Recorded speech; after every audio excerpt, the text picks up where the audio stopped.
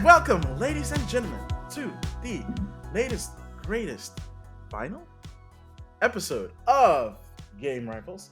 I'm one of your hosts, Maxemillian, and as always with me is the man with the final plan, the man who always comes in clutch, Sean Templar. How's it going, Sean? I'm good. How are you?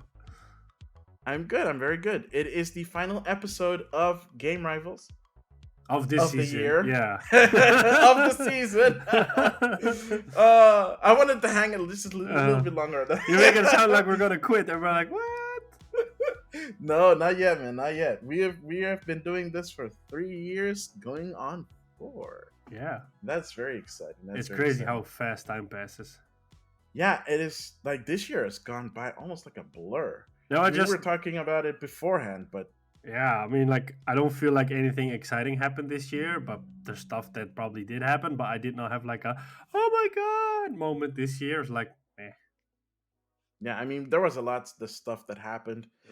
Unfortunately, not a lot of it was great. yeah. Um, we will touch upon some of these in this episode as well, but we will have a proper year in review when the next season kicks off, which would be in the new year, of course, as always. So we're just going to talk a little bit about our experience this year in gaming, how we've experienced this past year. We're also going to talk a little bit about the Game Awards because that was the last thing that happened before the previous episode went live. And actually, should we just jump into that first? Because, yeah, the Game Awards this year was weird. It was very strange. It was like it wasn't. I didn't come out of it like because I watched it after the fact. So I watched it when after because like whenever it's live, it starts at like 2 a.m. like local Dutch time, and none of us is staying up for that. That's just insane. And it's like a 3-hour show. Exactly.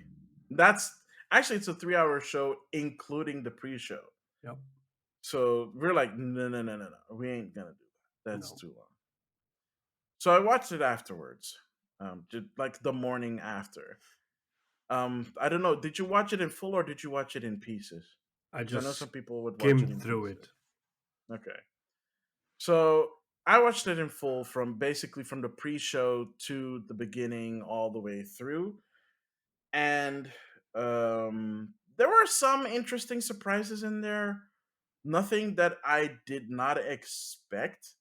I think I, the talk of one of the talk of the towns is of course the whole controversy with Activision Blizzard and Jeff Keighley and him first not really taking a neutral stance and then afterwards being like, no, we really condemn this stuff. And he does. Like he takes some very stern words at the beginning of the Game Awards, and then he shows a trailer from Quantic Dream, Yes. who has also been under the microscope for not having the best work practices. Like recently, it's been coming out. So it's kind of weird that you're like condemning this kind of practice and then showing off a project of a company that has just recently also been under that microscope. And it's like, here's the thing though. I did not know about the Quantic Dream thing until afterwards. I checked Twitter and Twitter was like, yo, that was great, but that was a tone deaf delivery of the like in order. Like I think if they showed that trailer afterwards or like in the middle, Mm-hmm. I think people wouldn't have associated with it as much. They probably would have still brought it up, but I don't think people would be like, "Oh, like the Game Awards is being tone deaf, or Jeff Keighley being tone deaf." But having it be like that right away, jumping into that trailer, which is kind of unfortunate because honestly, the trailer looked awesome, and it was a trailer for a rumored Star Wars game that was rumored that Quantic Dream was working on, Yep. and now we have a confirmation of that. Yep. It's in early It's development, so it's gonna take a while, but it's called Star Wars Eclipse. yep. Um, and they did have like a very like Eclipse motif throughout the whole trailer, Yeah. and looked pretty interesting and looked pretty interesting. I think would be the best way to say it. I don't know what to say. I want to say cool, but what all we saw was a CG trailer. So what's cool about a CG trailer? Yeah, At most, it can be interesting. But yeah, that kind of soured the experience after I found out about that. It's like, oh, okay, maybe that was not the best way to, put a point on your very poignant expression of how we condemn, like uh, sexual harassment and you know inequality in the gaming in the gaming industry. yeah, So, well, that was a fantastic way to start off the whole thing. Um, Now, like this year more than ever, you know how they in like recent years of the Game Awards, they've been doing this thing where in the pre-show they'll give away like I don't want to I don't want to make it sound cheap, but lesser awards. yeah, So normally they mention off like the nominees, right? yeah, And during the pre-show and during the main event, whenever these lesser awards were given out, they didn't say the nominees, they just showed the nominees. There was an awkward silence and then they say who won. yeah, That was super weird. yeah. That's weird. That felt really awkward and cringy In a way, it's disrespectful because you're not mentioning. You're just like, these are the guys that are nominated. for one, and also not everybody has the ability to read or see. So just being awkward silence for people that can only hear doesn't really help because then they're Yeah, like, well, who were the other nominees? Maybe they didn't go to the website to check out who the nominees were. They're just checking it out as they're doing it. yeah, So that's also kind of disrespectful in a way to, differently abled people. So that was super weird. But the weird thing is that they continued that trend into the main show. So yep. why do that? Why have that awkward moment of just pause? I don't know. I think they thought it would speed up the process, but then just show the nominees and say who won. Don't have that weird awkward pause. You'd have to But that's ask Jeff Keighley why they did it that way. yeah. I don't know. I don't think Jeff Keeler would actually answer me if I asked it on Twitter. You never know. Um, I mean, yeah. What am I gonna say? Hey, Dorito Pope, why did you do it like this? I think that's a great start, Dorito Pope. It's a unique Uh, opening.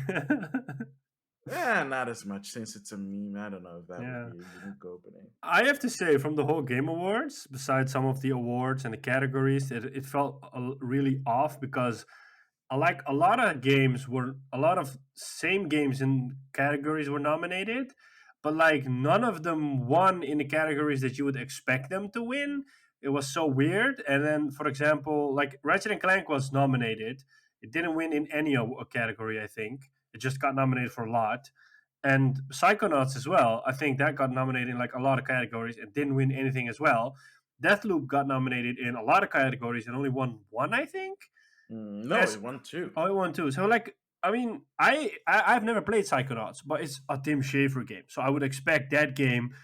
Like for example, with Metroid Dread, it was nominated, and I already knew it was gonna win in that category. But I haven't played Metroid Dread. But as an outsider, I would say like that's the idea I got. It's like, yeah, but it only got the award because it's Metroid Dread.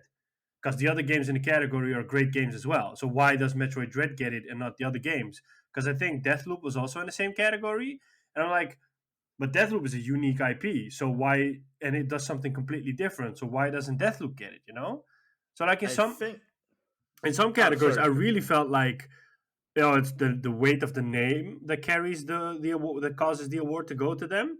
Because like if you can't tell me that if Deathloop is a game that gets tens from multiple websites and it comes out of the blue, it's this underdog. Because let's be honest, I think nobody expected that game to get tens. I when I saw it, I was like, yeah, it's probably an 8, and I'll buy it when it's in sale. And then when I saw it got a couple of tens, I was like, whoa, okay, this game has to be really good. And I just bought it at an impulse. Still haven't played a lot of it, but that's a different story. Mm. But like, in that case, I would expect that game to win in more categories because it's something unique, it's something new, it breaks the traditional mold, and then it eventually ends up with 2 awards, and I'm like, really? Well, actually, there is a bit of an answer for that. Um, so Alana Pierce made a video about like this particular topic, like the Game Yeah. Awards and like award shows in general, because in the past she's been, like a judge for multiple things, including like where she used to work at IGN. And she said that I think IGN or another publication recently had a poll on like specifically Game of the Year like nominees and like what people have played. Hmm. So they took a poll of people and like what they have actually played. And what you see is that all these like very well regarded, like very well reviewed games, Psychonauts, Deathloop, stuff like that, they consistently got low percentage of people that have actually played it. Yeah. And what you see is that the ones that they have people that have most played would most vote for were games that were popular, that were in the like people talked about a lot. I'm not saying that not a lot of people talked about Deathloop, but a lot less people played Deathloop than that talked about Deathloop. Yeah. And that also has an impact on how people vote. Because some people will vote either for what's popular or for what they've played. And what you'll see is that most people will vote for what's popular instead of what they've played. Yeah. And that's how stuff like that happens. And that's how stuff like It Takes Two wins Family Game of the Year without it actually being a family game. And I'm still wondering why in the Sam Hill It Takes Two got nominated as a family game. Yeah, but it also got Game of the Year, and I'm like, I didn't expect it to. I think everybody was surprised it got Game of the Year. Yeah, I mean, I was legit surprised I because was mostly surprised as I well. because I honestly did not know what would win from all of those. Just in general, I've had like absolutely no idea what to think because I didn't think it was gonna obviously not gonna go to Dread. I didn't think it was gonna go to Psychonauts for the same reason that I didn't that I'm I that we talked about. Like a lot of people have heard of Psychonauts, Yeah. not a lot of people have played it. Yeah. So the reason why I think that it won is because It Takes Two got a lot of play on Twitch, for example. Like if you go on Twitch, you see a lot of people doing It Takes Two, and it is a very good concept. Yeah. Like the co-op aspect of it, plus the story itself. Like the characters are really good. I've watched, I think at this point, like 2 or 3 different people play It Takes Two. Well, 2 or 3 different people, but most like 2, 4, 6 people, because you have to play it in twos. Um, and I've seen multiple people playing it, and I get the appeal, right? And I want to play it because it looks very interesting. It looks like fun to play, depending on who you're going to be playing it with. It's kind of like when Portal 2 came out. But that means that every like till this day, people are still talking about it. I don't hear anybody talking about Deathloop. Me neither. But that's why, like I Let's said, be real. I think in a previous episode or the episode before that, I wonder if Deathloop actually sold as well. Um, because I think you said, like, yeah, the Xbox audience is just waiting for that game to come to Game Pass and then it will really take off. But, like, that, in a way, that's doing the game, is not getting the attention it deserves because it's Well, not apparently, even that it's coming to Game Pass, that it's coming to Xbox at all, because it's yeah. still a PlayStation exclusive for like another 6 or 7 months. Yeah, so like you would expect if a PlayStation exclusive that scores these high grades is this such of a good game would be like really popular. But like I don't know anyone that in my friends or people I know that like maybe like I know like maybe 2 people or maybe 3 people that played the game and that's because they got it from the publisher. But Hmm. otherwise I don't know anyone that when they that told me, "Hey, I bought Deathloop and it's really cool." It's like, oh, okay, Yeah. which is weird because it's a super good game, you know. And like based on this, you could almost expect that next year's game of the year will be either God of War, will either Horizon Forbidden West, or will either Hmm. be Zelda Breath of the Wild 2, because those three are super popular games. And seeing Assuming as, it comes out in 2022. well, I cannot imagine those games not coming out next Oh year. no, no, no! I mean, like those two games, definitely. I'm talking about the Breath of the Wild sequel. I don't Oh, mean but the I first. cannot. Breath of the Wild's coming out next year. Definitely.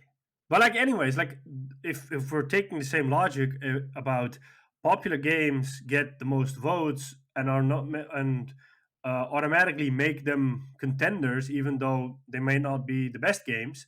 Because I mean, like Mhm. Last of Us Two got Game of the Year last year, and there's a huge divide on if that is a great game or not. But it probably got Game of the Year because a lot of people were like, "Let me play this because I want to know what the whole issue is about or what the whole controversy is about." And that's kind of maybe how we got Game of the Year, regardless of it being a great game, because it's a really good game with some disputable or discussable stuff. Um, but like, you know, so then you already know, like next year is either going to be God of War, Horizon Forbidden West, or Breath of the Wild, Yeah. because I you know it's the most logical thing to do. It's the most so even if we get, like, for example, there was a game called Arc Raiders. I think it's made by the new studio from Patrick Sutherland. It Mhm. looked like this really cool open world proper Anthem kind of game. It really got me excited. So like, I don't think it's coming out next year, but say like that game comes out next year and it Mm. blows everybody away and it does something completely new and it's radically and innovative and the whole shebang. Well, if it's not as popular as the other three games I mentioned, then like a game like that will never get Game of the Year, even though it might actually deserve to be Game of the Year. You forgot one. Which one? Halo did not get nominated this year, so it's eligible for next year. Oh yeah, but I don't know if it's. I don't know if it will win anything big because it's been a year already by that time. Yeah, but by that logic, Cyberpunk should not have gotten nominated this year. It still got nominated, Yeah, but like it despite won all in the. category. It did it. I don't It, think it did. It win. I think it got no, it didn't win, but it got a nominee. I think in one category because Oh yeah, it did get on a nominated one category. yeah, but only But in one despite that category. fact, it still got nominated because I didn't expect it to get nominated at all after the backlash. Yeah, but I wonder, would Halo get nominated in the Game of the Year category? Definitely, yes, yeah, I don't know. because it's Halo. Yeah, yeah, I know, Because but like it's been a don't forget, year. like all these outlets have to they get free reign in what they essentially nominate. Yeah, So you know that when it comes to nominations, they're gonna put it at the top of their list. They're making a mental note. They're putting it in their calendar. Don't forget to nominate Halo for next game awards. I'm pretty sure they're already doing that. I'm not even yeah, joking. yeah, probably. So, yeah, I mean, I don't know. I guess we'll see. Yeah, there's a cutoff date, and I think it's just around the corner when I think it's just after Halo came out. Oh, it's before Halo came out. Yeah, Yeah,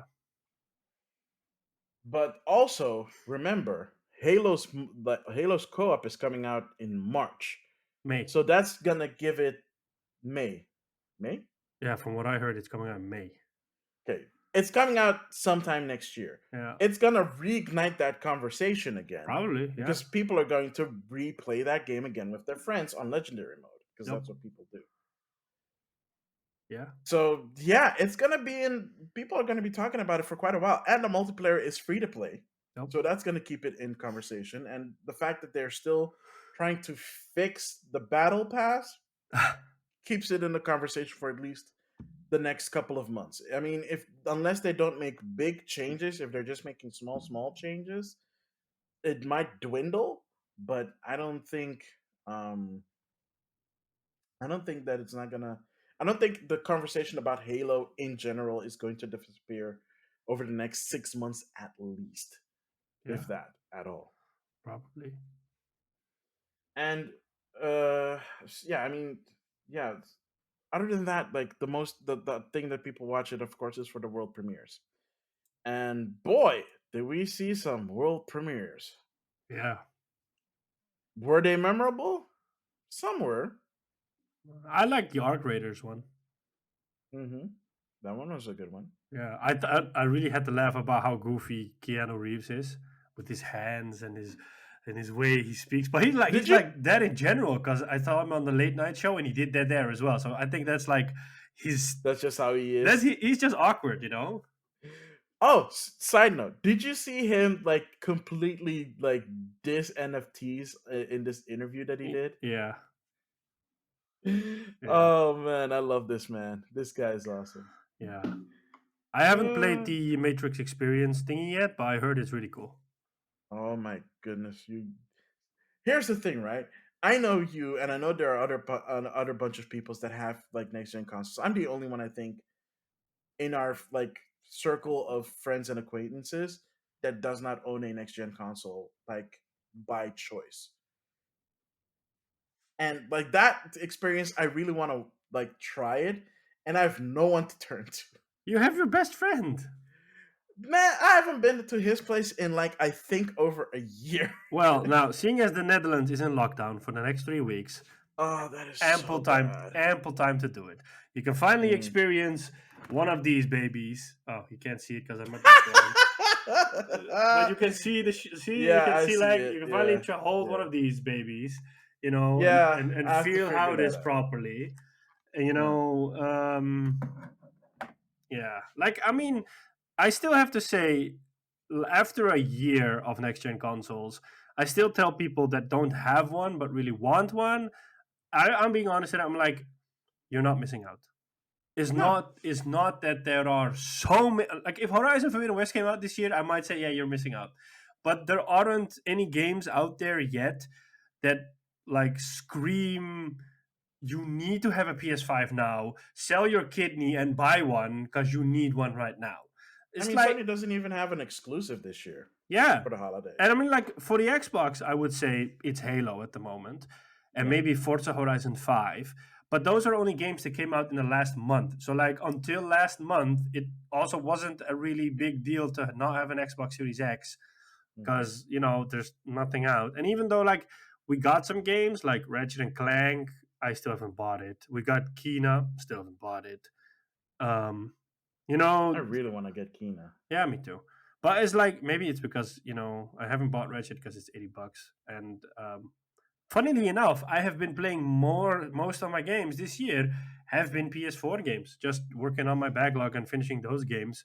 And I've actually only bought like a handful of PS5 games this year, and maybe Yeah, pricing plays a part because you think twice before dropping $80 on a game. But in a way, I'd say like I'm actually in a way it's good because that way on the PS4 I would just randomly buy games, and some I've never even played.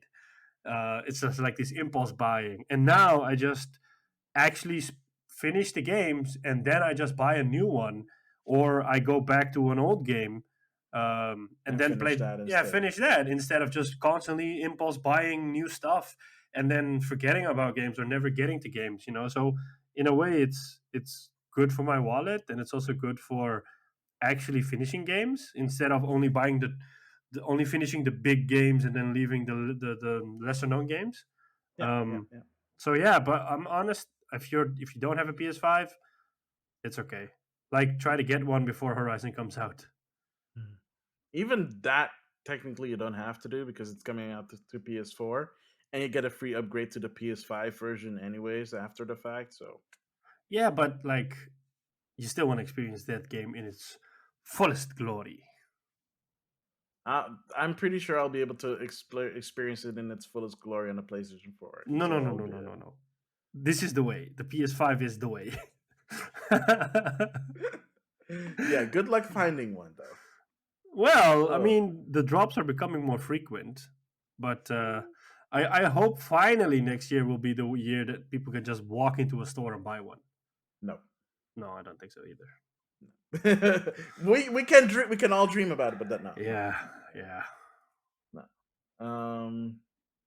Do we any? Is there anything else we want to talk about the Game Awards before we talk about like our how we experienced this year in terms of gaming, or do you want to put that in like what we've been playing in general? No, Because I'm I just because thinking. there's nothing because I was like outside of that. Yeah, there was a Only new thing, Elden Ring trailer, but it's Elden Ring, and mhm. there was a And new. there was a play test. Yeah, yeah, and Did you get invited? no, I didn't sign up because it's not my kind of Ah, game.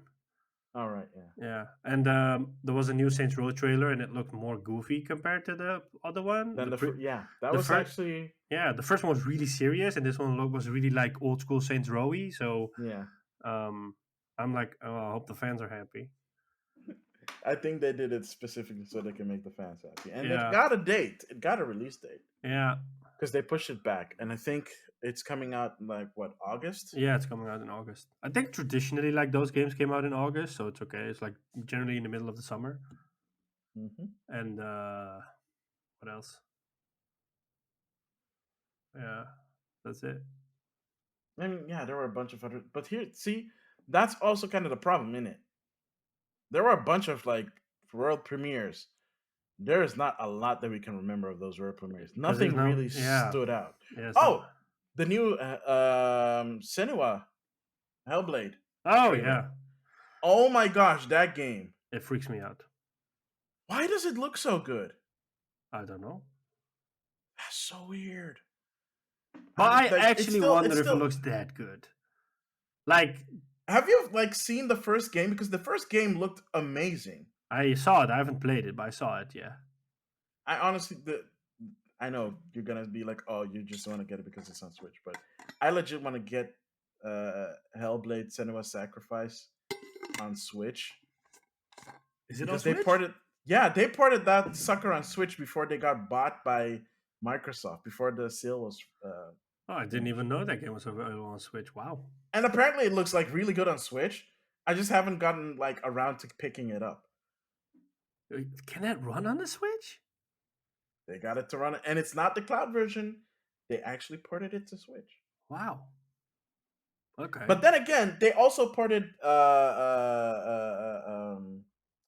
Dying Light, the first game at least, and apparently it runs at 30 frames per second, but it runs at a smooth 30 frames per second.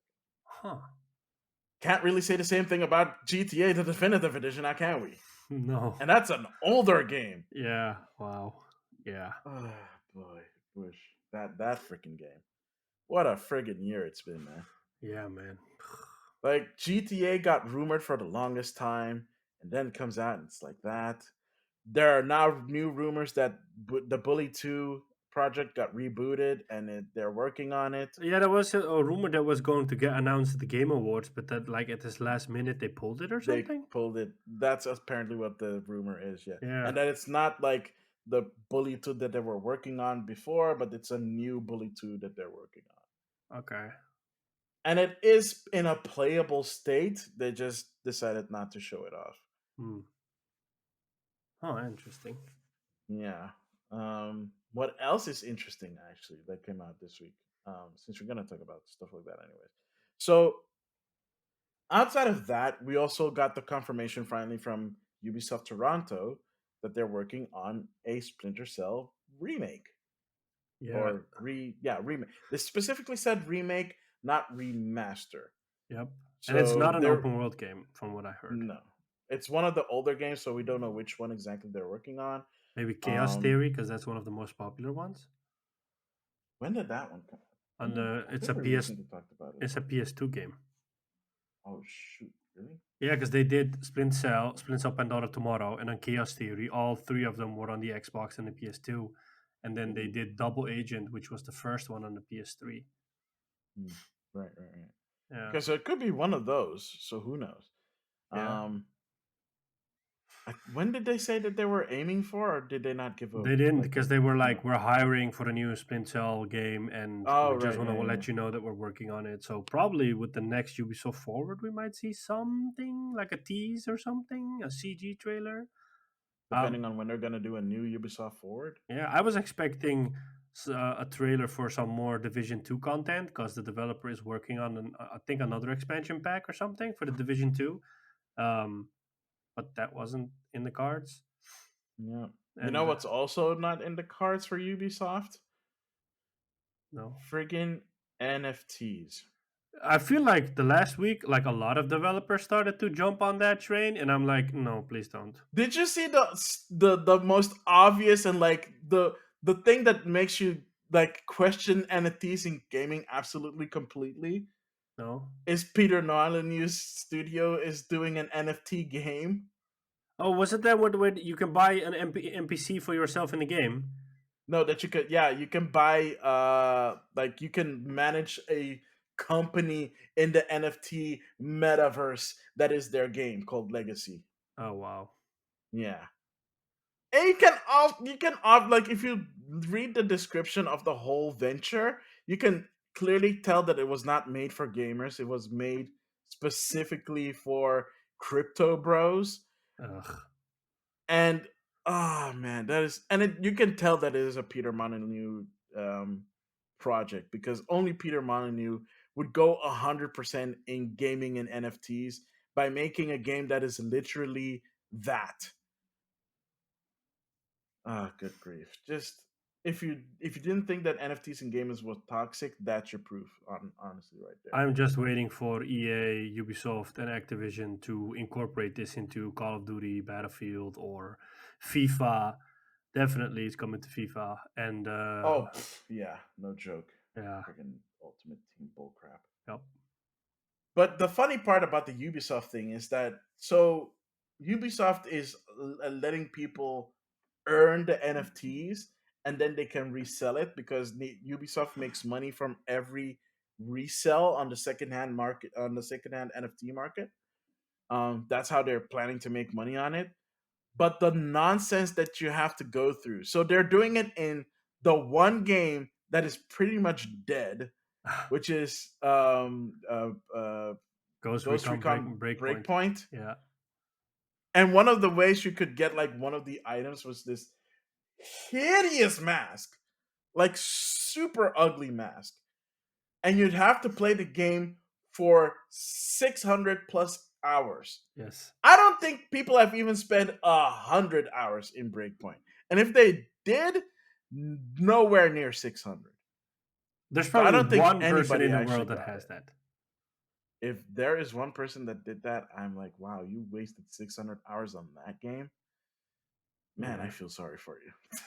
Yeah. You might as well have spent 600 hours in the Division 2 because at least that game is better. Yeah. I'm actually surprised that they didn't do it for the Division 2, but honestly, I the only reason I think they didn't do it for the Division 2 is because they don't want to destroy the goodwill that particular game has. Yeah, probably. Yeah, because Breakpoint, nobody likes Breakpoint. Nobody cares about Breakpoint. They know it. I Ubisoft actually knows that finished nobody it this cares. year. I liked it, even though it was like, Really? yeah, but like, if I were to grade it, I would say like buy it when it's on sale, and I would give it like a 7. Oh, that's still higher than I would have expected. Yeah, but maybe it's because like I like the tactical kind of games like that, where you can customize your squad and you kind of go into that whole Marine Corps, Special Hmm. Forces Command, yada yada stuff, and then it's satisfying that when you have like this complex you need to infiltrate, and then you send out your drone and you scout out where all the enemies are, and then you use your squad tactically to take out some people, and then you slowly sneak in, kind of like a Metal Gear style. Yeah, there is some satisfying element to that. Yeah, I guess. Uh, Too bad the game was broken as crap when it came out. Yeah, that's why I waited like till this year to play it. Oh, good grief. But yeah, this year, a lot of people brought this up, and when I think about it, it's like, oh yeah, that was actually kind of true, wasn't it? Like a lot of games came out broken More this so year, than more so before. than usual. Yeah, and it's super weird, right? I mean, I didn't have that problem. I play Nintendo games. New Pokemon Snap Ugh. was not broken when it came out. You sound so elite now. I play Nintendo games. Those games are never broken. Oh, Hey, poor at least I'm plebs. not. At least I'm not a PC master Yeah, race, no, man. like poor plebs. You have to wait for your patches to come out. I'll just play Pokemon Snap. I play Nintendo games. What's with the British accent? So I associate that with being elite. So Oh my goodness gracious me. I play Nintendo games in it. Mommy, can I get this Nintendo guy? Yeah. I've been ever so good. Oh, oh, good grief. Oh, sorry. My apologies. What were we talking about again? Broken games. Broken games, yes. Yeah, I mean, uh, what like actually, if we're talking about broken games, games that you've played this year, Yes. was any of them part of the broken games list? If you think about it, I mean, Uh one I know one of them was, which was Battlefield 2042. yeah. Yeah, besides that one, I would say maybe Assassin's Creed Valhalla, even though I waited specifically for some patches to come out. But even then, there were like some issues here and there. I had like a couple of missions bug out on me, so I had to either restart the game, and I had that like maybe once or twice with Far Cry, but it wasn't like a constant thing that happened. Mhm, Not like Cyberpunk or something, which I mhm. still need to play, but I'll just do it in 2 years or something. Uh, Apparently, it's in a very playable state at this point. Like the Steam reviews for it now are like very positive. Okay. Well, I played it after the first. I played it when it came out, and then I didn't like it because it was broken. Then I played it after the first big patch came out, but it was still broken. So then I was like, you know what? I'll just wait for a while because I don't. There's no rush in it. Mhm. Um. Yeah, but besides that, no, because either I played PS4 games that already had come out, or I played. Yeah, I mean, like I didn't even buy that many PS5 games this year. I bought Returnal, I bought Valhalla, I bought Deathloop, I bought Death Stranding, the director's cut, Mhm. and I bought Battlefield 2042 last week. Yeah. And that's it for the PS5 games I own. Yeah, Yeah, I mean, to be fair, I also did not buy a lot of games this year. Like the yeah. games that I bought were either on sale and like at the cheapest, I'd buy it for like maybe $3 or €3 or whatever you want to call it. And at the most, I spent on games that were on sale maybe €20. But that was like a game that was full priced, and then like it dropped to twenty Mm, euros. It's like okay, that's yeah. fine. Like in terms of new games, like I said, I already bought like new Pokemon Snap. Um, You bought I did Pokemon Diamond or I Pearl? did end up buying Pokemon Brilliant Diamond. Yeah. Yeah. I bought Dread, obviously. Um, Yep. and I think in terms of like new games, because there were some stuff that came out for the Switch early this year. Um, but I didn't pick it up. Like Bravely Default 2 came out this year. Like nobody's talking about Bravely Default 2. It didn't even get nominated for Game of the Year. That's how little people talked about Bravely Default 2, Yep. which is crazy because like something else got nominated for RPG, which is not an RPG, and it's Monster Hunter, which makes Yeah. no sense. Monster Hunter is not an RPG. By the way, I did buy Monster Hunter. Oh yeah. That was this year. I Yep. also played that. I know I played that because when I checked my recap for the Switch games I played that for like 126 hours. Holy shit. All of that was, I think, pretty sure in the first month because I haven't touched that game in like months, and that's partly because I don't have anybody else to play it with. I mean, I Really? can play with random people. That's not a problem. But I'm almost at the end of like the main game, but the monsters are so tough. Oh damn. Like if you don't have like a solid team to work with, you're just gonna wipe out every time. And I'm not gonna lie and say that I'm the best player. I am not the best player. So I tend to get carried. Like no shade on that, man. If you need to be carried in Monster Hunter, that's fine. Like there's nothing wrong with that. It's just you start feeling guilty for the rest of your crewmates, and that's all. But they have added a bunch of finally they're starting to do go collabs with other franchises outside of Capcom, and one of the first ones they did was um, with Sonic, and it looks pretty cool, and I kind of want Oh, I didn't even know it. that. And the next one that's coming is the one that I've been waiting for almost a year, which is the Universal Studios Japan collaboration.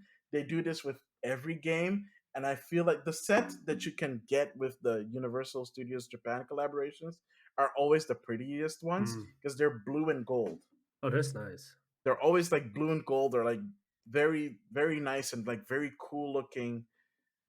And it's like, ah, gosh darn it, I've been waiting for this for so long. I'm so happy. I haven't even seen what they look like yet. They just announced that it's coming, and I was like, okay, I'm gonna prep for it, and when it's back in full effect, I'm gonna be playing that. I'm gonna get the outfits, and then I'm gonna like either continue playing or peace out again. Oh. Yeah. So that was exciting to hear at the very least. And yeah, I did play a lot of like this was also the first time for me to play a lot of Monster Hunter with other people. Mm. And yes, this also includes my time playing Monster Hunter World. And honestly, I feel that way because they kind of handled online play better in Monster Hunter Rise, in my opinion, than they did in Monster Hunter World. Whereas in World, it's like a pre it's like it's preset that it's always online, Mm. whereas with Rise you have to choose to have other people join your quest, so you can say like, oh, I'm opening this quest that I'm going to jump into for the multiplayer so that people can jump in and assist. I think that's way more fun, because that way you can choose when you jump in, and you don't, or even if you're in a mission and it's one that you can play as a multiplayer, it's not part of the single player, it's multiplayer, you can still do basically what you did in Monster Hunter World, which is the SOS flare kind of thing, where you say like, oh, I'm opening this up now for other people to come and assist me. Mm. So even mid quest you can still do that, and that's really nice. I really like how they did that. So hopefully they carry that over in the future. But for now, I can look forward to the USJ stuff, and in the summer, the Expansion the pack coming the out. expansion pack Sunbreak, Yeah. which is looking really cool. They did show a new trailer of Sunbreak, so Yeah. I'm really excited for that. Yeah. Yeah. And outside of that, I didn't. Yeah, like I said, like most of the stuff was like on sale, or stuff that I got through PlayStation Plus. You know, Yeah. uh, Godfall. Anyone? Oh, it's not even the full version of Godfall. Oh, I talked about it last time. yeah, we talked about it last Yeah. time. It's like, Yeah. oh my The goodness, Challengers Edition. Way to how to make a man. crappier game even more crappier. Yeah, exactly. Actually, it's not even that, because the Challenger Edition takes out a lot of the grind work, Yeah, but because like, they know the game is absolute crap, so they took out the yeah, grind work, so you get to the better stuff quicker, and it's still not the full game. yeah. Oh man. Oh, also this year I also got back into Final Fantasy 14, Oh, nice. and it is really good.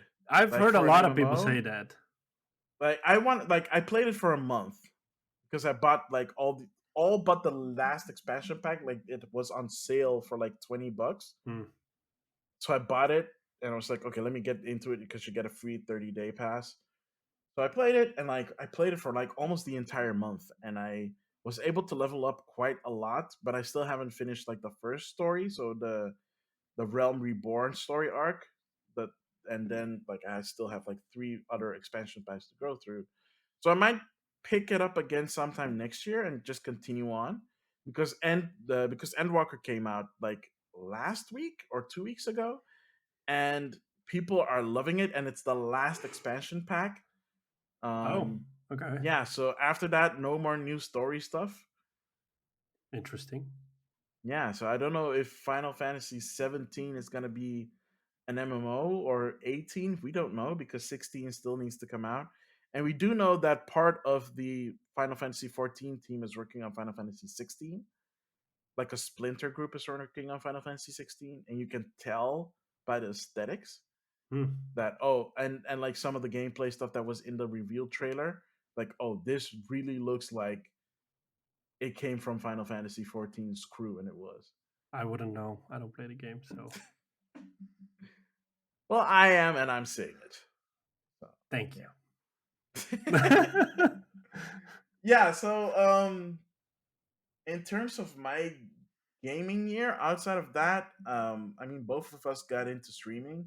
Yep. I started early in the year again, um, after not streaming for like I streamed on and off once or twice in between the years, but the last time I seriously streamed on a schedule, in quotes, was back in 2014 ish, 15.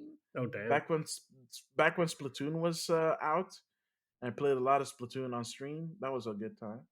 Um, it was also around that time I was also playing a lot of Kerbal on stream.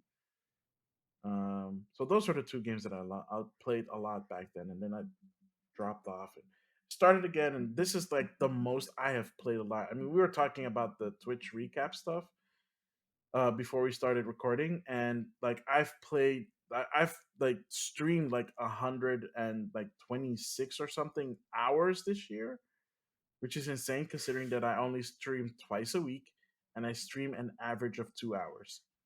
Yeah. Well, it's crazy how fast it can go. Hmm. I only did the Sundays, and it was like 2 to 4 hours. So Yeah. So yeah, it's been really crazy. It's been a fun ride so far, and I've really fallen in love with streaming and watching other streamers play, and I've fallen into a few communities, and they've been super awesome. Um, and it's been so fun just to like share the love of gaming that way, yeah, even if it is with a small audience. I honestly don't care as long as people are legit interested. I wouldn't want to That's be why I a do big it. streamer because, like, when I sometimes watch, I never watch big streamers because it's just two. There's only maybe one I watch, and then it's her vods because then I just want to see the game she plays. But Mm, like, I saw there's a YouTube channel I follow, and it's a tech YouTube channel, and then he did like those. I'm gonna donate money to streamers and see what happens. And yeah. then he went to Tim the Tatman and he dropped some serious money, and the dude didn't even respond. And I'm like, really? Are you too how do you say that? Do you feel too good enough to respond to a donation like that Yeah. because you're this big shot guy? I don't even like Tim the Tatman. I don't know. Just by I don't looking at, even know who that is. like by even by looking at his face, I'm like, ah. But he's like a really big popular streamer. But Yeah. like I'm like, no man, you gotta, even if it's $1, man, you don't know how hard it for some people is. It's to give money away. It's like Yeah. I think it happened this year with that. Can't remember her name, with that streamer chick that got in a controversy where she said like, if you, Which one? There are a lot of them. yeah, there was this chick that said like, if you can't spend $5 to subscribe, then you shouldn't be in my A stream. lot of them said that. Be Oh, more okay. Wow. specific. I don't know. Hey, I know this one that said that, and she said like, yeah, if you can't spend money on my stream, if you can't have $5 to spend to subscribe, then you have no reason to be in my stream. Then you might as well not be here. And then like a Mhm. lot of people jumped on that and said like, how dare you? You have no idea what people are going through, because some people don't have money to spend. They're like poor, or they're homeless, or they can barely make ends meet. And then you say some dumb shit like this, and then she made a video. It's like, oh, I'm really sorry I said that, and I was really insensitive, and blah blah blah. And I'm like, you don't mean that. If nobody had said something about it, you wouldn't have made this. You wouldn't have had this realization that what you said was wrong. I'll look up what her name was and I'll send it to you. But like, with stuff like that, I'm like, if people take the time and effort to come to your stream, to spend money on your stream, then you should, even if it's $1, you should be appreciative of it. Like, I can't imagine that you cannot reply to everyone's message, because Yeah. if you have a lot of viewers, your chat's going like crazy. That's why I like small streamers, because that way you actually have a way to connect with the streamer and just talk to them, and it feels like you're playing or watching a game with friends, instead of having hundreds of peoples in your chat going like machine gun fire up and down, and Yeah. you're like, yeah, I don't know what to respond to. Yeah. Exactly. Yeah, But honestly, like you said, it is true.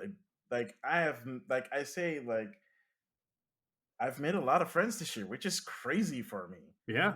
I like in general don't have a lot of friends to begin with, by Oh, choice. It's not because also partially because as you know, you're I just socially myself awkward. It's okay. fine, whatever. Yes, I'm socially awkward. I I'm mean, but kidding, man. I'm kidding. no, but you're right. It's true. I mean, I'm an introvert. Like That's I okay. don't really come to life in a conversation unless it's about video games because it's something that I can relate There's a to. passion. Yeah, I mean it is, but it's also, let's be honest, in my case, it is also a crutch for me because I can talk about other stuff, but I wouldn't be as passionate about it or as informed about it as Mm. if it's not like video games or anime or anything pop culture related. Hmm. Yeah, I kind of grind to a halt. That's So this okay. has really been like Yeah. It's not like super fun. I grab a cigar and some brandy and I sit on my couch. I'm like, oh, let's have a book club, gentlemen, and let's speak of this book here. Oh, it's so dandy. No, it's not like I do that. Honestly, though, without the book club, I would still see you swirling a brandy and a cigar. I could totally imagine that and be like, Thank you. yeah, that's on brand for Sean. Thank you. Oh, I've never ever smoked a cigarette, like not even a puff or whatever you call that. But I've Yeah. always said like if I ever were to start smoking, I would just switch to cigars instantly because I don't know, I like the smell better or something. Uh, Oh, yeah, yeah. Yeah. So outside of that, this year has been mostly me playing also older games that I have yet to finish.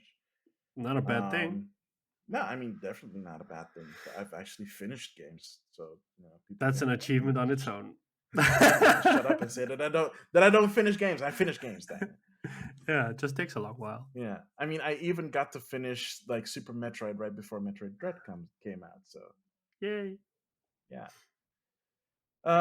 yeah, I think that's it. Unless there's anything else you want to talk about that like you No, experienced this year, no. because we're gonna go into what we've been playing anyway. So Yeah.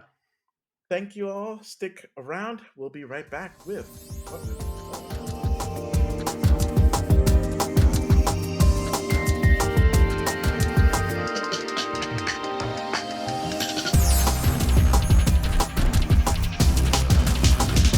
And welcome back, ladies and gentlemen, to the second and final segment of this episode of Game Rivals.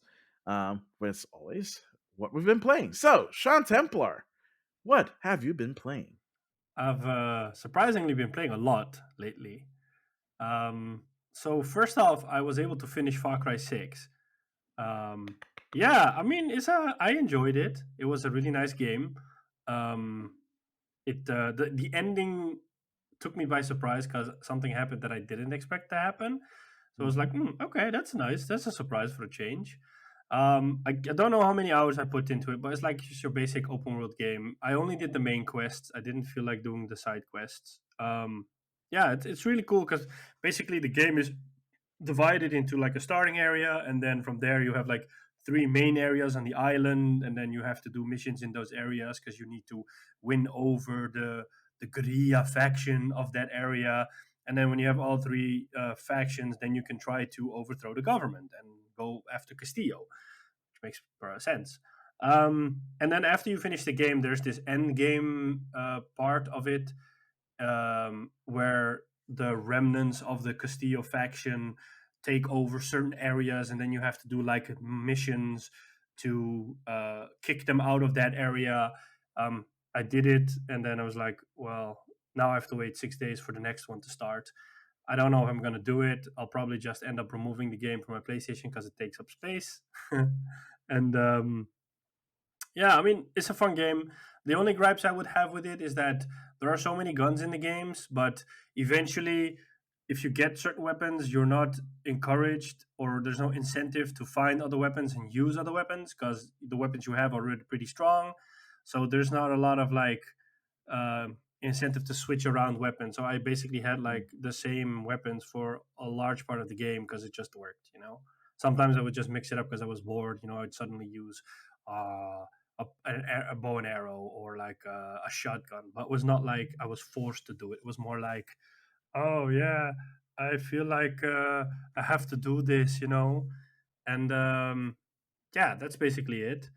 I played. Um, I played Formula One 2021 because I bought it on PC during Black Friday. I'm playing it with an Xbox One controller for now, even though I have a steering wheel. I just don't. I just want to play the game. I just don't feel like learning how to use the steering wheel. So for now, You're lazy. I'm lazy. Yes, I'm using the controller. I didn't do a my team because I did my team in 2020. So in this season, I just started the normal career mode where you pick one of the existing teams. I picked Ferrari because that's my team, and then you just create your own character and you try to win the drivers' championship and the constructor. You immediately notice a difference because in my team you basically have no resources and nothing. You have to start from scratch, so you really have to build up the car, and that way it does feel more satisfying to win the championship like I did last time in the previous game. Because you But put better effort into it. yeah, so like I really had to choose the upgrades and I really had to put in the effort to win, and I had to take more risks.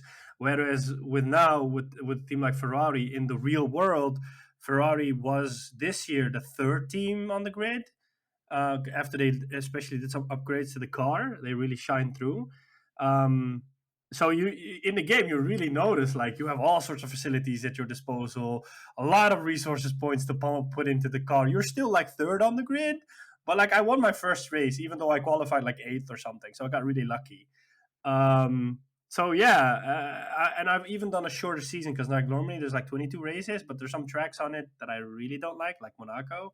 So what I've done this time is like you can choose either 16 races or 12 races. So I did 16. I did my favorite tracks in there, some unknown ones I've never driven on, and then I've just been at it. So I'm like in my third race now. They've also improved the way you get resource points because normally it would be like you have to do like I think like eight or like five or eight um, objectives while you're in practice. So like you have to do like track acclimatization as they call it. So you have to go through these gates that are on the track and then you have to chain them together and then you get a certain amount of points. And then if you get X amount of points, you get the green tier, you get 50 resource points. And if you go for purple, then you have to get more points. And then all those resource points you invest in the car. So now they've just grouped them together. So you can just, they're like, we need you to drive 5 laps maximum and try to focus on these areas.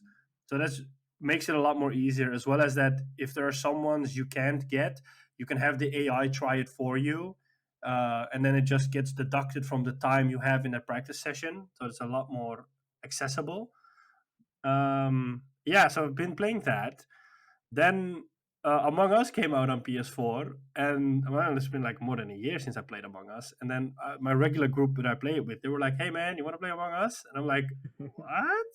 And they're like, "Yeah, let's try it." I'm like, "Sure." And I bought it on the PS4 or PS5 for like $4, and it actually plays nice on PlayStation. I didn't expect it because I was used to playing it on PC or with a touchscreen. Uh, Because I know they did it with Switch, so I'm assuming they did the same thing for PlayStation 5.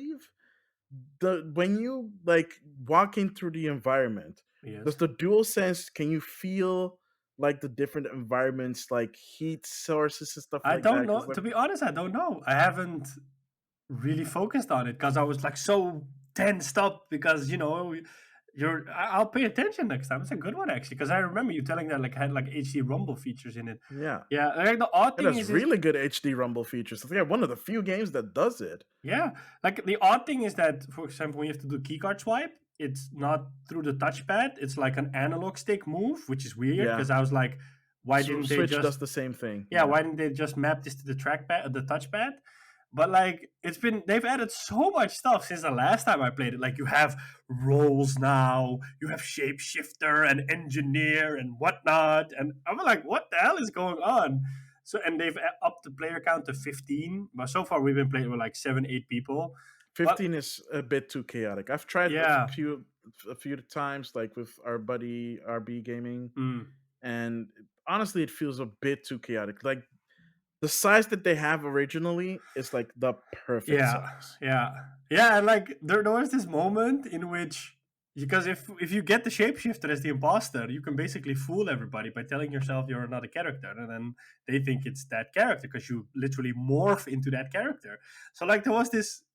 So I we usually have different names. So one of my close friends was called Chupapi, because it's like the Chupapi Muñeño. So I was like, oh, then I'll be Muñeño. So like if we stand next to each other, it says Chupapi Muñeño.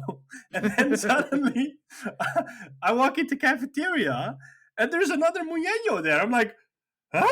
And then that person suddenly kills somebody, and there's another person that walks in, and you can literally see them being confused because there's two Muñeños. You see the person like walking left to right, they're like, whoa, this person's confused. And then they're like, oh, I need to report this. So they report it and they're like, it's Muñeño. And I'm like, no, it's not me. I didn't do it. And like, yes, I saw you do it. I'm like, no, but there's a shapeshifter. It's like, come on, shapeshifter. There's no shapeshifter in this game. Like, no, there's actually a shapeshifter, you know? So it adds like this whole different dynamic to the game. I haven't played it in a really long time. I haven't played it since they added the 15-player multiplayer stuff. Yeah, so like they've added a lot of stuff because it was really, really. I had to like, it felt like learning this whole new game, whereas I've put in quite some hours already last year. But it's nice that they did it because you have like the scientist that can check on everybody's vitals. You have an engineer who can also vent, I believe. So it changes the whole dynamic of the game. And yeah, I mean, like, because we always play with the same people, I've said it before, like our games are far more emotion based. Whereas, I mean, I think you and I have played with a group, and those are Yeah. like scientists. They're like more like Sherlock Holmes is, and they use the art of deduction. Deduction. I'm like, no, this game is not meant for that serious brandy cigar. Let us deduce who did it, gentlemen. Oh, You're I think really I going found the into this imposter. British accent. Yeah, yeah. Probably next season I'll just only do British accents. Oh, So oh joy. so like in our games, it's like full of emotion. Like somebody just randomly says something. It's like, it's Chupapi, and then they're like, why? It's because he is, and then they just throw in all sorts of stuff. Or like in one of our games, there's a friend of mine who plays, and his girlfriend plays along as well. So like eventually he screamed at her. He said like, I swear to God, it's him. If it's not, I'll do the dishes for a week. And I'm like, what is happening? Why are they adding these personal touches into it? I mean, that's not fair because we can't say stuff like that. And then the next round, the same girl had to pick between me and someone else, and I didn't have anything to say to her. I couldn't say like, I'll do the dishes for a week, you know. So like, you really have to believe me. I swear to God, please just trust in me. I'm really not the imposter, you know? I was Oh the man. imposter, but yeah. Um, so, J'accuse. yeah, so I played Among Us, and then I still need to finish Yakuza 3. I haven't played it since I started Far Cry 6. And I've bought Battlefield 2042 because it was on sale after the Game Awards. It was $60 instead of 80, so I was like, fine, you know. And there'd been some Yeah. updates, and I was in doubt if I should buy it on PC or on PlayStation, and I still have like, maybe I should have played it on PC, but I wanted to be able to experience the game at its fullest, and on PC I can't because it's a really, you know, intense game Intensive. graphically. So if I had like a 3080, it'd be fine. So that's why I kind of chose the PlayStation version because it's the most optimized version for it. And I did struggle a little bit in the beginning with controls because I don't think the aim assist is like it's they've added it because it wasn't really there, or it feels like it's not completely working. So sometimes it really feels like you're just shooting across the whole place, whereas normally you just have aim assist and then it just helps out. Mhm. Um, and then yeah, the funny thing is you're basically getting four Battlefield games. You're getting 2042, and then in Portal you're getting remastered of 1942, of Bad Company 2, and of Battlefield 3, and they all have different gunplay. So it doesn't feel the same. Because like I was playing with a friend and we went to play Bad Company 2 and we were actually making a lot of kills. And then we switched back to 2042 and then we were barely making kills because the gunplay and the way the game works is so completely So different. different. Yeah. So it's like really frustrating because you're like, but I want to be able to enjoy 2042 because it has this cool setting and these cool guns, and they've also capped the XP in Portal because people kept creating these XP farms with bots, so they could just kill the bots on and on and on, and then level up their weapon. So Dice temporarily has capped the XP on that until they have a permanent fix. Yeah. But yeah, I've been putting more hours into it, and lately I have been getting better at it. And They've also added 64 player options for Conquest and for Breakthrough, and I've been only playing that because you notice that with the 128 maps, they're so big and there are too many open spaces. So 9 out of 10 times you'll just get sniped on your way to an objective. Whereas now with 64, it's a bit more condensed, so that option, that possibility of sniping is still there, but it's less than what you would have. Um, so yeah, I am enjoying 2042 now. There's still a lot of balancing required because you sometimes people can kill you with an SMG from the range they would kill you with a sniper, and you're like, okay, how did that happen? You know. So there's Yeah. like they really need to balance the game properly. But I think that's some of the things they'll start doing next year because it's the holidays and they probably have some time off. But for now, they really did bring out some really good updates. I think they did already 3 or 4 updates since launch, and it's in a better state because I played it from the early access period, and if I compare it to what it is now, it's really, really better. Um, so yeah, I would say like for now, I'm a happy Battlefield 2042 player. There was a free weekend for Call of Duty Vanguard. I played it on the PS5.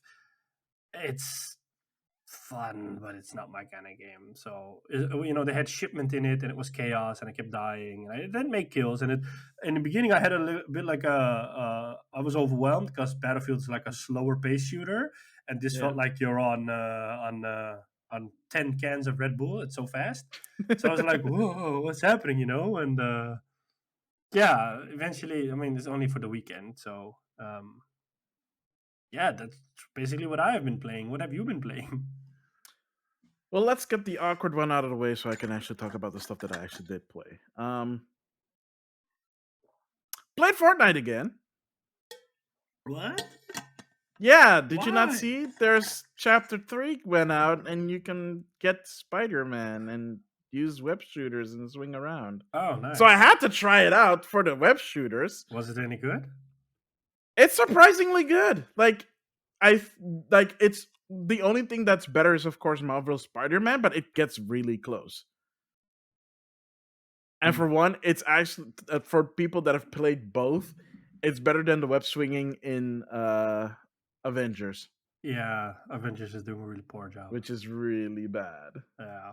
I, When I a read. $60 game does it worse than a free to play game Yeah. that just has it because Spider-Man No Way Home is like you can now even buy like Tom Holland's Spider-Man and Zendaya's Mary Jane in the game. Oh, that's nice. I read Yeah, that. that's super weird. With their voices. Really? Yeah, like they did the whole trailer thing and everything. Their voices are in there. Oh, wow. I, Yeah. I, I read that with these with this latest update, they've switched to Unreal Engine 5 for Fortnite. Really? Yeah. I wouldn't be able to tell because I'm playing on a Switch. Oh, okay. Well, apparently they've I switched to Unreal Engine 5 now. I tried playing it on GeForce Now Hmm. because it's way more powerful than playing it on my Mac Mini. Um, I I mean I couldn't really tell the difference. Okay. But I think that it's partially because of the game's aesthetic. Mm. Because before that they had the RTX update, but I Hmm. don't think they made the RTX version available on GeForce Now, which is really weird I think the because you can. PS5 and Xbox version have ray tracing. Yeah, I think they only Yeah. did it for consoles and for Yeah. PC, but not for the GeForce Now version. Yeah. Maybe now it is available. I haven't checked it out recently. But then again, I also don't have the 3080 subscription to GeForce Now because that's a little bit too much. That's a little Yeah. bit too rich for my blood. Um, You're not I mean, that if I elite. no, I mean, I'm not. Well, for one, I'm not that elite. Also, I don't play PC games as much as I do consoles. Yeah. So GeForce Now is there because it's convenient and it's relatively cheap for what it is. Plus, I have the founders. I still have access to my founders discount, so it's still like $30 for 6 months. So Oh, that's nice. that's Yeah. very nice. Um, I mean, if I didn't, maybe I would have been like, okay, fine, I'm gonna take the 3080 one because it's like once a year, and that's like Mm. $100, and then I have It's per basically six next months. gen gaming. That's for 6 months for the $100. Yeah. Oh, never mind then. I would not even touch that then. Yeah. Gosh darn it, I'm not made of money. Um, and again, I'm not None of playing us enough. are. And again, I don't have enough games in my library that are RTX enabled. So why bother? Mm. If I had more, I might, but I don't. So it doesn't really matter. Yeah, I can imagine. Plus, you can just use rudimentary RTX on 1080, and it's fine. Nice.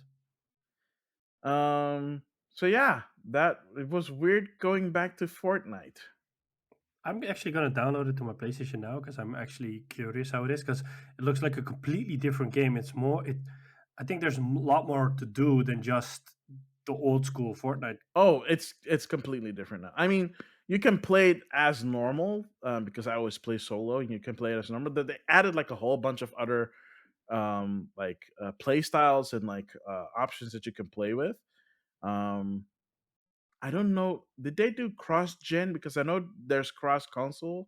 I don't know if they did cross gen. If there's cross gen, maybe we can like play some Fortnite. I'll download it on my PlayStation 4. We can play together. Um, because the Switch version does not communicate with the other version. So Ah, okay. That's yeah, a shame. it used to, and then they took it out for reasons because the two versions are too different, basically. Mm. Because again, if what you're saying is true, if Chapter 3 is using Unreal Engine 5, it's not compatible with the Unreal Engine 4 version. I'm assuming. I have no idea. I don't know how that works either. So I don't know. So I played that. I played more Animal Crossing, as per Nice. usual. It's the holiday season. I want to play some toy days. I want to experience a special day in there as well. Return Smith Earth Day. Um, and I'll just leave it at that. It's been really fun. I've been playing with a lot of people. I've been playing it on. Well, I haven't streamed it recently, but I have streamed it a couple of weeks, a couple of days. So that was fun. And then I played Pokemon. Well, specifically New Pokemon Snap. Oh yeah, I remember. And I played it on stream and I beat it on stream. Oh, that's nice. Yeah, it was very exciting. I got debated once. I thought like, oh, I'm at the end. It's like, no, there's still one more area left and one more Pokemon to take a picture of. I'm like, Oh, happy days. not this again. Kind of like It's Death Stranding. Death Stranding all over again. Why are you lying to me? Oh, But then I finally got it. I was so happy. I even put it on my Instagram. Like I was so happy when I finally rolled credits. that's nice. Uh that game, I've said it before when it came out, and I've said it on stream, and I'll say it again. That game is way too pretty for its own right. I know you're saying that. It Yeah. is way too pretty for a game that is. I think I don't even remember because I have to go back to the Digital Foundry video to see like what resolution it's running on. It is way too pretty. I don't know what magic that Bandai Namco's crew was able to pull off. Maybe it's because it's on rails. Well, okay, fine. Yeah, sure. For one, it's on rails, but that still wouldn't excuse how pretty it is. Mm, I mean, I've seen other games that are on rails that are not as pretty as this game on Switch. yeah.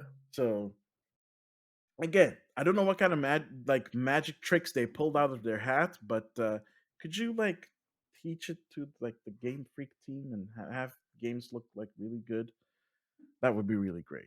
I'm still looking forward to Pokemon Legends, of course, Arceus, and they showed like a new trailer for a new Pokemon variant because that's the thing that they do now, have variants for specific regions and stuff like that. And they showed off the Voltorb variant. I don't know if you're how like well versed you're into like at least first gen Pokemon. It's so long ago that yeah. Well, you have to remember Voltorb because Voltorb is the Pokemon that looks like a Pokeball, Oh yeah, the red and white one, the round one. yeah. Yeah, so they made a variant of that one, and it's now not just electric, it's electric grass type, and That's he's now nice. made of wood. Oh, that's nice. So the instead of the bottom half being white, like Yeah. with the regular Pokeballs, it's like wood texture. just like the Pokeballs in like the in Pokemon Legends. So Mm. they still made them look like Pokeballs from that era. Oh, that's nice. It Nice makes touch. absolutely no sense for them to look that way at all. They just did it because they knew they could. Oh, that's so. When I saw that, I laughed my butt off. Like I was like on the floor rolling around laughing because it's Nice. so stupid. And Yeah. still, I want it Ah, I though. can imagine. So yeah, that's what I've been playing. I have no idea what I'm going to be playing on my stream next. What I do know is that the week that this goes out is Christmas, so you have something to listen to while you're uh, with your family or on your way to your family or That would whenever. be So you have something if time. people just sat down for Christmas and watched or listened to us. That'd That be would be something. very nice. We Yeah. would be very grateful for that, And honored. um, and very honored. But that's I don't know, man. It's but I'm not going to be streaming a lot over the next couple of weeks because of the holidays. Um, so I don't know what I'm going to be streaming next. I'll definitely do maybe a little of Animal Crossing because it's close to Christmas. I might go back to Secret of Mana because I still have that. Oh yeah. I haven't finished that yet, but I maybe I'll go back to Astroneer actually because now I can actually do that. Yeah. Or go back to Kerbal. I mean, I have a lot of options, but I have noticed that whenever I play games on stream, I do tend to finish them. So maybe I'll Keep on doing br- that. keep on doing that. Maybe I'll break my rule and actually play Persona 5 on stream so I can actually finish it. Mm. So I don't know. No, I'm not gonna do that because I want to be able to experience the game and the story as is, and it has a lot of cutscenes. Yeah. So it would be kind of boring to play through Sounds it on like a stream, in my Kojima game. opinion. Not as bad as a Kojima game. No, no, Oh, no, no. okay. Like I heard of someone who played uh played like Metal Gear Solid 4, and there was this cutscene, and the dude just fell asleep during the cutscene. Yeah, it's the last one. It lasts 90 minutes. And it's like his oh yeah, it was the last cutscene. Yeah. Yeah, it's an So hour he and a fell half. asleep and like his wife woke him up afterwards. It's like, hey, what are you doing? I thought you were playing. This is like, oh yeah, the cutscene's over, I guess. Yeah. Yeah, Metal Gear. I s- I know I actually did start playing Metal Gear Solid 4 like years ago. I never finished it. Mm. I was still at the beginning. I'm Oh. so afraid of like returning to that if I should or not. But what I also found out is that I apparently have like the complete edition of MGS5, Through which I'm PSN. like, yeah, apparently I did. I It don't even was free remember for claiming it. PS Plus, I think. Yeah, Yeah. yeah. I don't even remember claiming it. I was just going through my libraries, like, Yeah. Oh, oh, that's okay, good. Yeah. Something to play on stream, perhaps. yeah. That, gosh darn it, are those cutscenes also long? Yeah, but you can do it like random streams, like one or two. Yeah, that's I mean, fair. you played Death Stranding.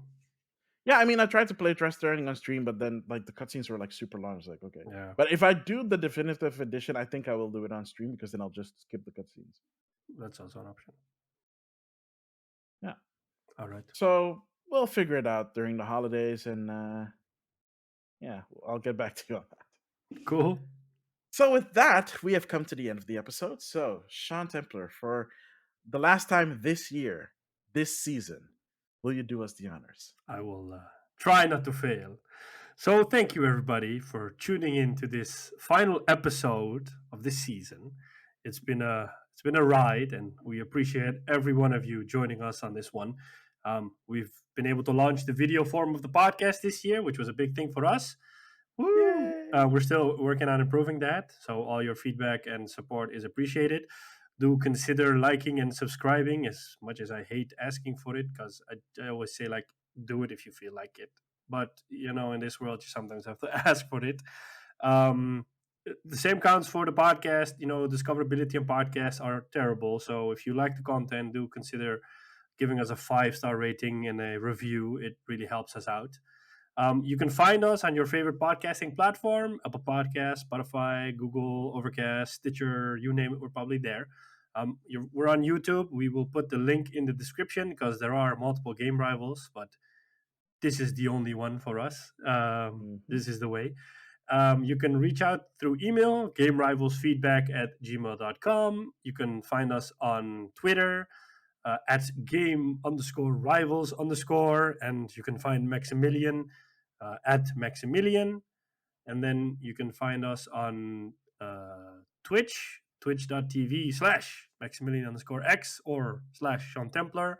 You can find us on Instagram at Game Rivals and at Maxemillian_X. And I believe with that, I have mentioned them all. Yeah. This week again, no question of the week since it's the end. Actually, you know what? No, we will do a question of the week. Okay. What was your game of the year? Let us know in the question in the question segment of the Spotify question. But also, if you're watching this on YouTube, feel free to answer in the comment section. Yep. What was your game of 2021? I still don't know mine. Neither do I. We'll figure it out. We'll On figure that it out. note, I have been and always will be Sean Templar. And I've been, and I'll always be Maximilian X. And we'll catch you on the next one. Later.